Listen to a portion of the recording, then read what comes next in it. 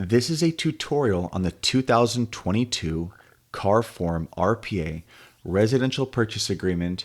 Technically, this form was released in 12 of 21, but this is what we're using here and now in 2022. So that's why I'm calling it that. We will go through the whole bundle because you'll see that there are some advisory and disclosures in addition to the purchase agreement itself. And we'll go through it quickly and efficiently so that you can watch this short video and feel comfortable with filling out the offer on your own.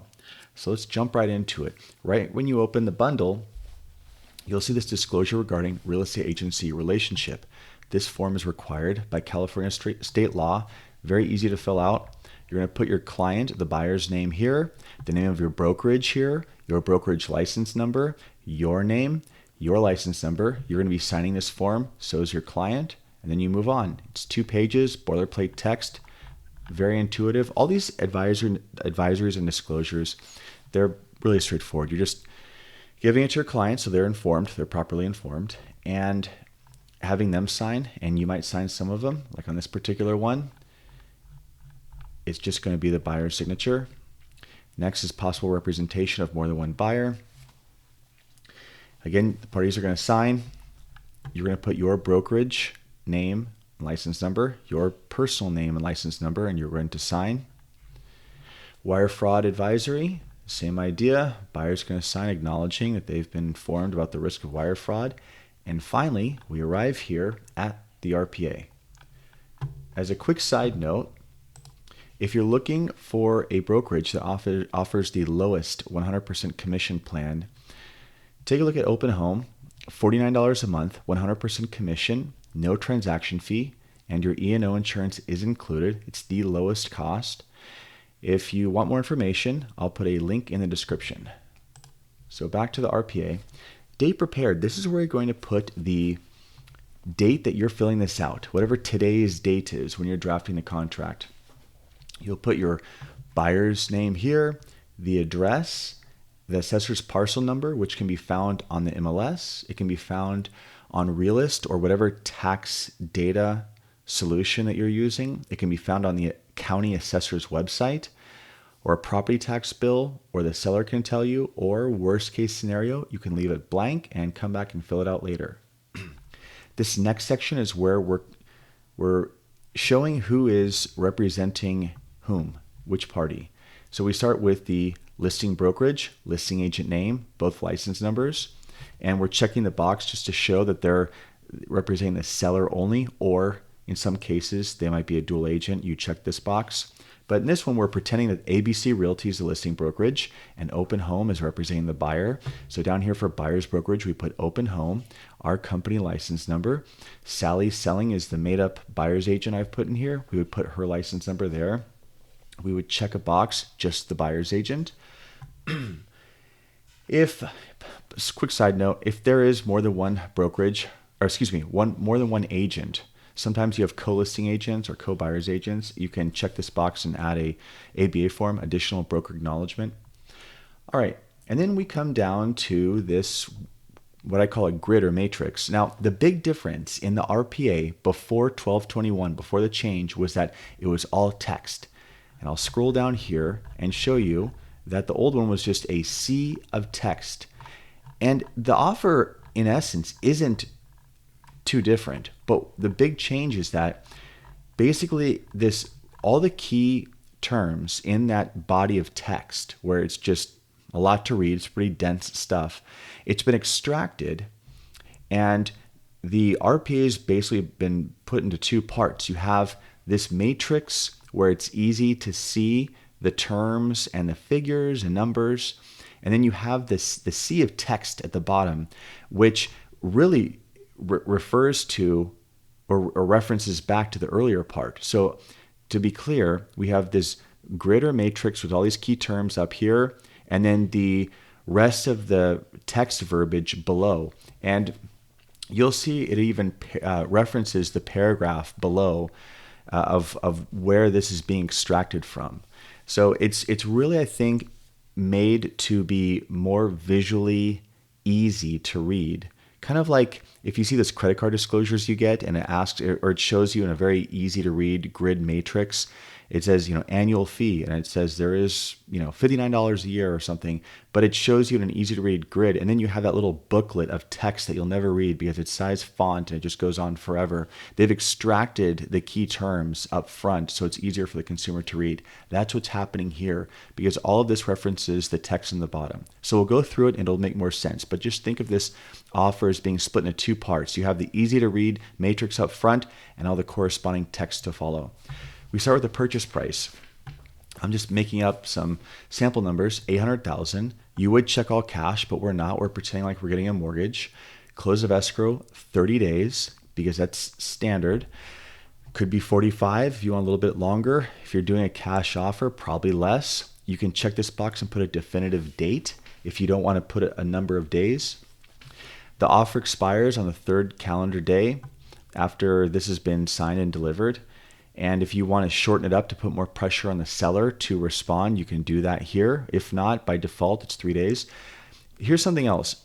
Don't worry too much when you fill this offer out because this is set up so that by default, there's usually a safe setting or standard that's in place. So if you forget to check a box or fill something out, that's not good in general. You should be very thorough, but this is there's some safety measures built into this contract so that by default, you're going to meet the standard, the industry standard. All right, expiration. So initial deposit. This is the EMD, earnest money deposit. That's typically 1 to 3% of the sales price. And I just put 1%, $8,000. I wrote that in and it automatically calculated 1%. And this is automatically by default going to be wired within 3 business days of acceptance. Increased deposit, this is a very rare scenario. You can skip 99.8% of the time, but sometimes a seller may want the buyer to increase their deposit on a long escrow or for whatever unique and special reason. And when that happens, you'll know it, and this is where you'll fill it out. But in almost always, you'll just skip this right here. Loan amount, we're doing an 80% conventional loan. So we wrote in $640,000, which is 80% of $800,000. And by default, it's conventional. Now, if it's FHA or VA, you have to check this box. And really, it'll show you right here that there should be a CAR form FVAC. It's a disclosure for FHA or VA loans that must be done. So I left this blank. You can write in some arbitrary rate. A lot of agents leave it blank. It really doesn't make a big difference, to be honest. And if I was writing an offer, I'd probably leave it blank, or I'd just round up to a higher number. But these aren't crucial. This isn't some sort of contingency that you're creating. You're just stating what the expectation is so that the seller knows what they're working with, what sort of buyer's financing they're working with. And we'll continue on here. So additional finance, this is for a second mortgage. If there needs to be a seller carryback or there does need to be a second mortgage issued. In the old days, they would do an 80-20, 20% loan and an 80% loan to do 100% financing.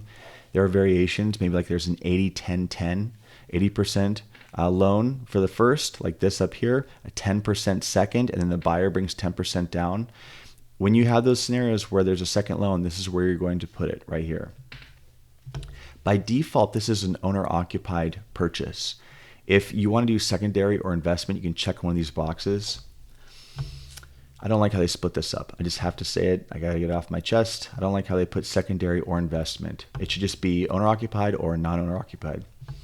Balance of purchase price is automatically calculated. That's the remaining down payment. Really, this is the 20% that of the down payment minus the earnest money deposit because it's already sitting in escrow.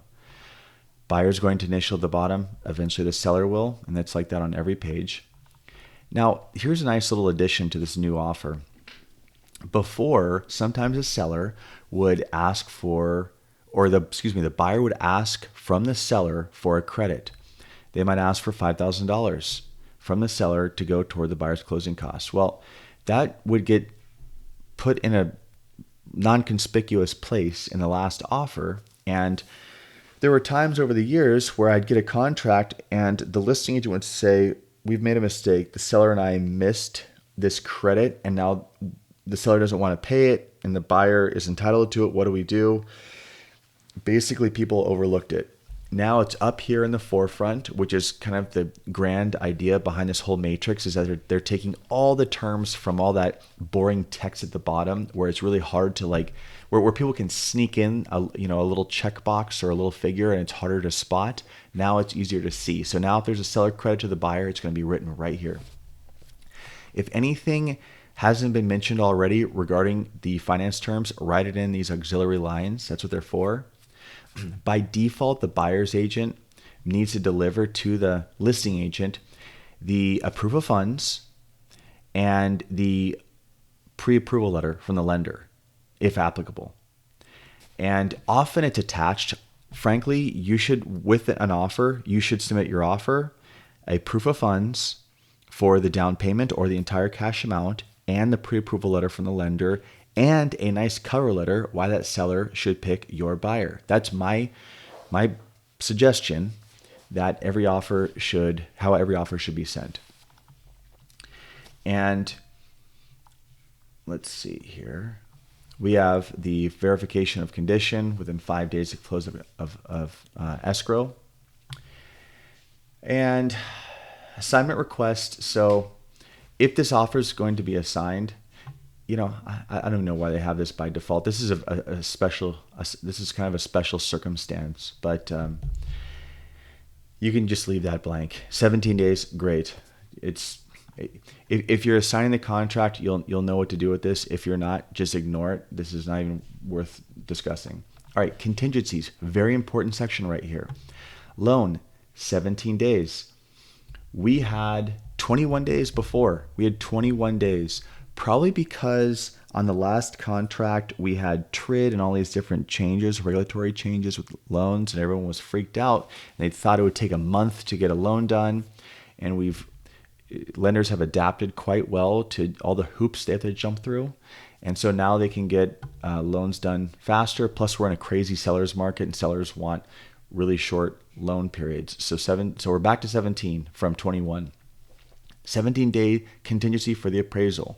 If this is a cash offer, check these boxes. Quick side note. Sometimes I see FHA and VA buyer's agents, and when I say that, I mean their client is getting a FHA or VA loan, and they check no appraisal contingency. You cannot do that. You cannot waive it. The lender requires it. The lender requires that separate form. Here there's a CAR form FVAC. Even if you ignore that loan officer is going to have their own version of the what's it called? So it's a FHA or VA amendatory clause, which basically creates a appraisal contingency. So you're not waiving the appraisal contingency if you have an FHA or VA buyer. 17 days for investigation. Now, they've kind of parsed out the different kinds of buyers' investigations and inspections. So investigation of the property, informational access, review of seller documents, review of the title report, HOA document review, any leased items. We're talking about solar here because that's the big elephant in the room on a lot of transactions is solar and the buyer assuming the lease or figuring out how to manage that. And they put 17 here. And you can change it as you see fit. You can remove all of these or shorten them considerably.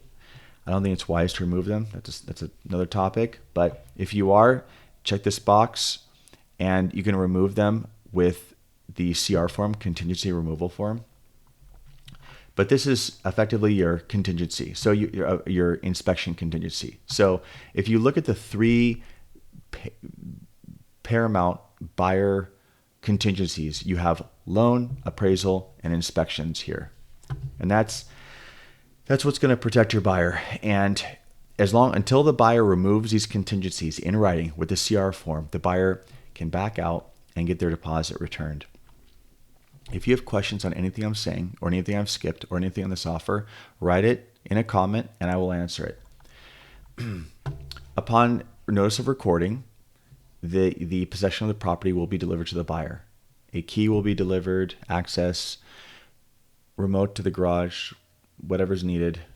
It says right here, upon recording, which is going to come in the form of an email from Escrow telling you, congratulations, we've recorded. The buyer is now the owner.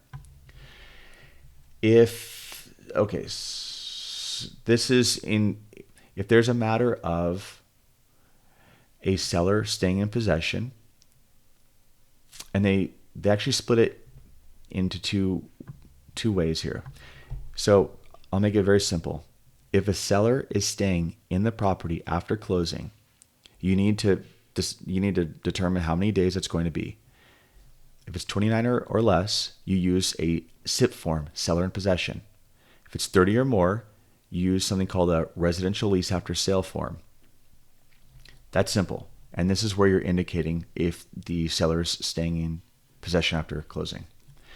By the way, if the seller does, the buyer should ask for a deposit. When they fill out these forms, get a deposit from the seller. So when if the seller damages something or breaks something when they move out, it doesn't turn into a whole disaster and dispute. Tenant occupied units, you can check this. Self-explanatory. How many days the seller has to deliver disclosures, right there. Pretty straightforward. If I'm filling this out, I'm leaving all of this default, by the way. That's just, I'm telling you now, if I was writing this offer, I would just leave all this default. Because we're in such a crazy seller's market, though, a lot of agents are going to be shortening down these time frames or removing contingencies wherever they can to be competitive. It's currently an insane time for buyers. They're expected to, what I would consider, act almost recklessly with removing contingencies just to be competitive. It's that competitive. Huge buyer demand, very low supply. All right. Now we have items to be included or excluded. So this is important. Your buyer will get mad at you if they expected the washer and dryer or refrigerator and then they show up and the seller's taken it because you forgot to check these boxes. Check whatever boxes you can. Some of this stuff, like dishwasher, I don't even know why they have a box. That's a fixture. A fixture is affixed to the real property, not movable. That's the definition of real property versus personal property. But whatever, check it anyway so there's no ambiguity. There's no misunderstanding. By default, they have bathroom mirrors checked. Not sure how CAR came up with this. If there's this epidemic of people taking bathroom mirrors or something and they had to respond to it, but better to have it checked than not checked, so just go with it. Point here is check whatever you think should convey for your buyer and what the buyer's expectation is. And if it's not explicitly mentioned here, write it in here. If the seller already told you when this says excluded, that's like, so I sold a home once and we took the chandelier over the dining area. So I wrote chandelier in dining area because the seller's taking that. So you're just stating, so there's a understanding here in writing. Straightforward. Allocation of costs. This is another important section. All right, we'll talk about this. So we start with the NHD. Seller to pay, provided by fastnhd.com. I say check environmental. It's going to cost like $20 or $30 more. Tells you if there's any weird environmental stuff happening. Gas station next door leaking in the ground. Why not? I mean, when we're talking about $1 million home sales, which are pretty common in California now, what's the harm in having a $89 or $119 disclosure? That's a very negligible dollar amount. If the buyer doesn't ask for a termite report, the buyer has to pay for it on their own. So ask for a termite report, or the formal name is wood destroying organisms. I'm just trying to think of the old term, wood destroying organisms. Or termite report, paid for by the seller. You can ask for something else, like if there's septic or something, paid for by the seller. Sometimes agents write in physical inspection or property inspection, paid for by the buyer. If you want the seller to pay for it, put it here. If not, it's on the buyer. The buyer can order all the inspections they want in that 17-day period we talked about. Smoke alarms, CO2 detectors, water heater bracing. This is an obligation between the seller and the state to have this done. Sometimes I see people waive it, or investors or cash buyers. You can't do that. It's not up to the buyer. The buyer can ask for, they can assign responsibility. Quite frankly, the seller should be the one doing it. Is a buyer going to go work on a home that's not theirs? That creates all sorts of legal liability doing that. It's silly. It's very simple. The seller needs to make sure that there's functioning alarms, CO2 detectors, and the water heater is properly braced. And that's it. It's an obligation. And if a seller tries selling a home without that being done, huge liability. Buyer takes possession, seller didn't do one of these things, the seller's in hot water. All right, government required point of sale inspections. Does your city require an inspection or some sort of report? If it does, then this is where it's addressed who's going to. Well, it doesn't explicitly, I don't like the wording on this, but who's responsible for this? The seller. You put the seller here. Sometimes I see parties negotiate this out because you get these kind of work in conjunction here. Government required point of sale. There are many cities I can think of off the top of my head that require some sort of inspection or a report from the city. And if something was not done up to code, or if the city comes out to do their inspection and they see something wrong, who's responsible for it? I think this should always be filled out. Sometimes agents counter it out, but I ask them, okay, if the city comes out, or if there is a corrective action, like a code violation, who addresses it? Now, if you know for a fact that the city doesn't care or doesn't come out, or there's no city inspection, then you can leave it blank, whatever. But I'm just saying that I think it's better to have the seller responsible for this. Again, the buyer should not be responsible for these corrective remedial actions unless this is some dilapidated home and the buyer's an investor. Escrow fees. I put each pay their own. You can have buyer, seller. Each pay their own. It's a standard in Southern California. Let me just go on a quick tangent about who pays fees. In Southern California, it's pretty uniform. Both parties pay an escrow fee, and the seller pays the owner's title fee. In Northern California, it's not uniform at all. Let me show you.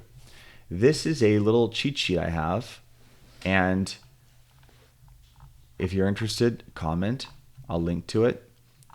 But this shows counties here on the left, escrow fees, title fees, county transfer tax, which is in every county, city transfer tax, which isn't universal. You'll see it in just some places, especially Northern California.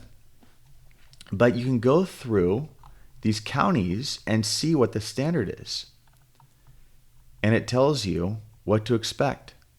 So if you're in Northern California where it varies, you can just find your county and you can see what is typical. Now, of course, this is negotiable. You can just make it up. But I'm saying that if you want to be in line with the industry standard and what people do in practice, then this form is very helpful. So again, it varies widely in Northern California. In Southern California, the buyer and seller both pay an escrow fee, and the seller pays for the owner's title policy. And also, the seller pays for basically everything else. County transfer tax, and I fill this out like we're in Southern California. The city transfer tax, HOA fees, all that's paid for by the seller. I put the title company here, and Northern California, the title company does both. In Southern California, they split it up, which actually, as someone that has owned an escrow company, I think that's a less efficient way of doing business, but I can't change the world. It's not up to me. I'm just here to participate. And in Southern California, that's just the way it goes. As much as I think it's inefficient, that's the reality of Southern California. People go to one place for title, another place for escrow, and they pay a sub-escrow fee. It's silly. It's adding a whole other link in the chain, one more variable that can go wrong. But so you could put your escrow company here and your title company here. In Southern California, it's likely going to be different. In Northern California, it's likely going to be the same company. So it looks something like this because it says if different. Well, it's not different. We're pretending that Happy Title, just a made up name, is going to do it for both. All right. Automatically buyers paying the lender's title insurance policy. So like I said, in Southern California, seller pays county transfer tax, seller pays city transfer tax, HOA fee paid by the seller, certification by the buyer. Any transfer fees paid for by the seller. Private transfer fees, very rare. And so they even have it by default, seller, which is basically to say seller if applicable. Any other fees that aren't mentioned here? Maybe you want your client to pay your transaction coordinator fee. You could put it right there. You'd say transaction coordinator fee, buyer, or you should put a monetary amount. There's not a lot of room here. There should be more room here. This is a small design flaw. Home warranty plan, typically paid for by the seller. And so, I usually write issued by, I put First American. I use First American. Their service is so First American I actually like. I'm not a big fan of home warranty companies. I feel like poor service is part of the home warranty industry business model, unfortunately. But First American I've used, and I like their interface to order, so that's why I put it here. But typically I'll put buyer's choice, because the buyer's the one that's gonna have to deal with the customer service with whichever company's used. So use whatever, let the buyer choose, so that the buyer can't say, hey, the home warranty company you chose for me is terrible, because they all have challenges with their customer service department. I'll set it to put it nicely. I put some arbitrary fee, $800. When you order the home warranty, and if you're looking for a dollar amount, just go on one of their websites or even call a rep and just tell them the size of the house you're looking for. They'll tell you what the plan cost will be. Have the seller pay, call it a day. Anything else you want to add that wasn't already written, write it in here. Buyer initials. We continue on. We've gone through the hard part.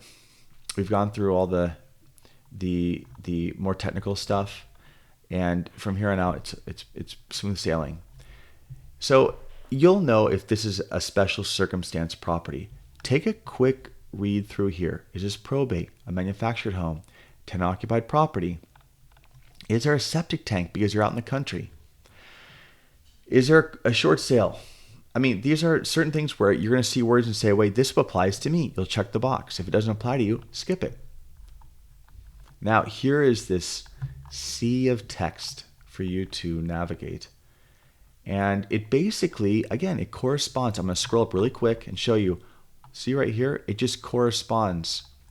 So they've extracted the number, and then they've given the verbiage, so that if there's something comes up in the life of the transaction, you can look at this paragraph and you can scroll down and see there's more verbiage about it, because this text is all pretty much, it says the purpose of it is to say, if blank, if something happens, let me be specific. Here are the provisions in place so that we can address it.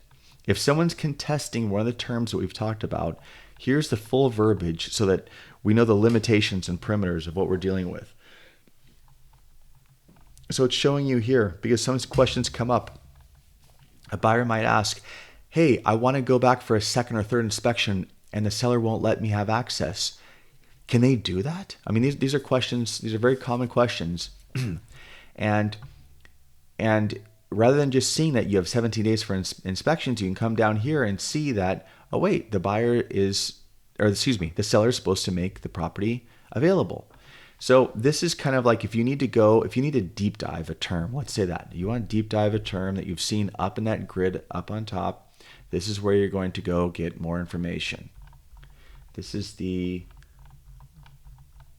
additional verbiage that kind of goes more in depth on it. All right, we're just going to scroll through because there's nothing you need to do it so far. We're just scrolling through. Boilerplate text corresponds to the grid that we filled out up on top. We're scrolling through. We're having our client initial on every page. We're still scrolling. If you have particular questions on this, just know that this corresponds to the grid up on top. If you have a question for me, leave a comment. Buyer's investigation. Remember all those, that section with all the 17 days for this, 17 days for that to investigate it. It's explaining everything right here. We're going to keep scrolling. Boilerplate, time periods, seller right to cancel, buyer right to cancel. These are all kind of like what if. What if this happens? What if that happens? Well, the answer is going to be found down here. All right, we're scrolling. Gosh, this thing's long. All right, more initials here, initials here. Whew. Okay, now we come down to this page. What is this? We're on 14 of 16 of the RPA itself. All right, buyer initials here. What happens if the buyer breaches? What happens if all contingencies have been removed and the buyer cannot close? Liquidated damages. The seller's entitled to an earnest money deposit. Both parties initial here. All right. It talks about mediation.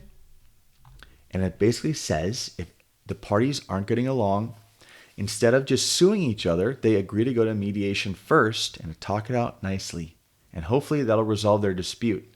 But if not, it'll escalate. And if it does, and you initial this box, arbitration of disputes, that's step 2 in dispute resolution. We have mediation as the first course.